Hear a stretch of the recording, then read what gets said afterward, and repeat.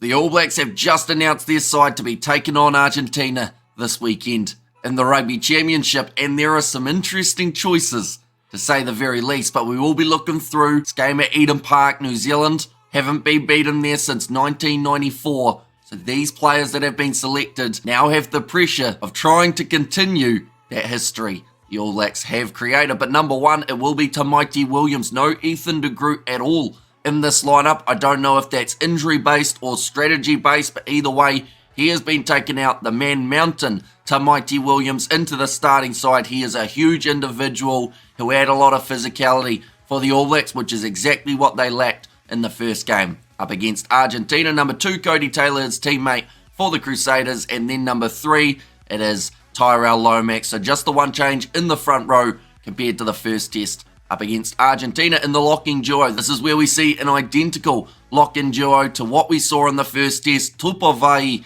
as the number 4 and then number 5. They have stuck with Sam Derry. I feel he was one of the best players out there on the field for New Zealand.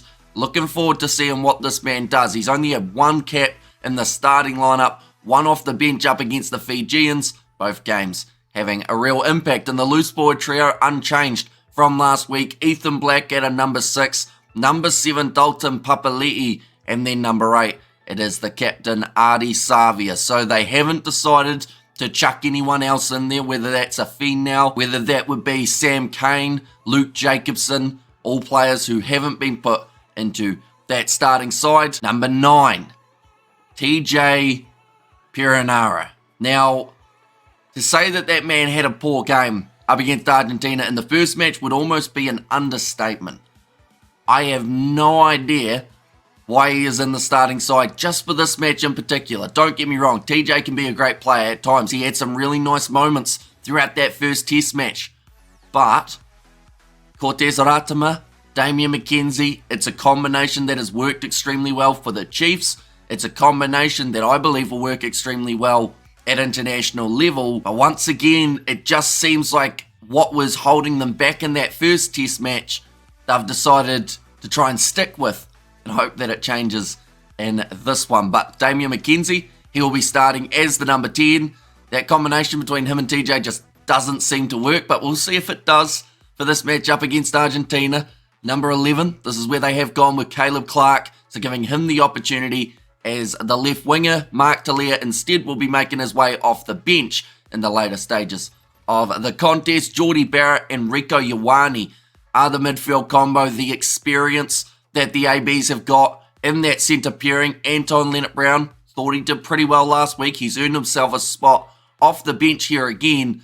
No Billy Proctor for this contest. Number 14, this is where they've got Will Jordan. There were questions of whether or not he would take that starting fullback jersey or whether he'd be out on the right wing. And he is out on the right wing for this match. Number 15, just like last week, it is Beauden Barrett. Now, I should mention, as I have been recording this, I've just seen a little update that said Ethan de Groot neck injury. So that is why he's not available for the All Blacks here. But looking through at the reserves, it is going to be number 16, Asafo Amoa, number 17, Ofa Tuangafasi, and number 18, Fletcher Null. Identical to last week, these three men got pushed backwards in scrums, so they have to make a big change there. Null normally known for the way that he scrummages. Ofa Tuangafasi pretty handy in a set piece as well, but last week just wasn't quite working for the ABs. Number 19, it is Josh Lord, with number 20 being the return of Sam Cane. Now, I've seen a lot of people who aren't happy about the inclusion of Sam Cane in this Rugby Championship squad, but maybe he has got exactly what the loose forward at the moment has lacked, because we've seen Ardie Savia, he's had some pretty solid games overall. Papali'i makes his tackles, he maybe gets one turnover a game. Blackadder, he makes about 20 tackles, not many of them dominant, but still making the tackles, getting a turnover every once in a while. But Sam Cane, I feel like there's just something different about the way that he plays compared to those three.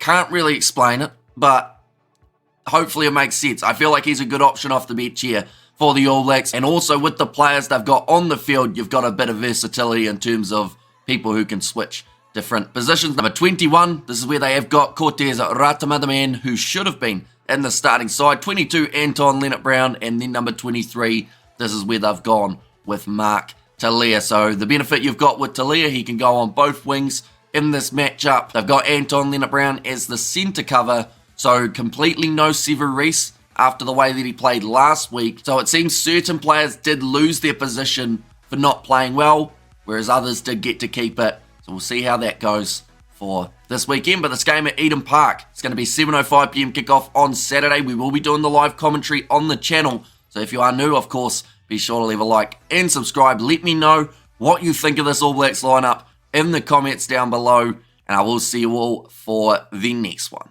TJ at the starting side? What the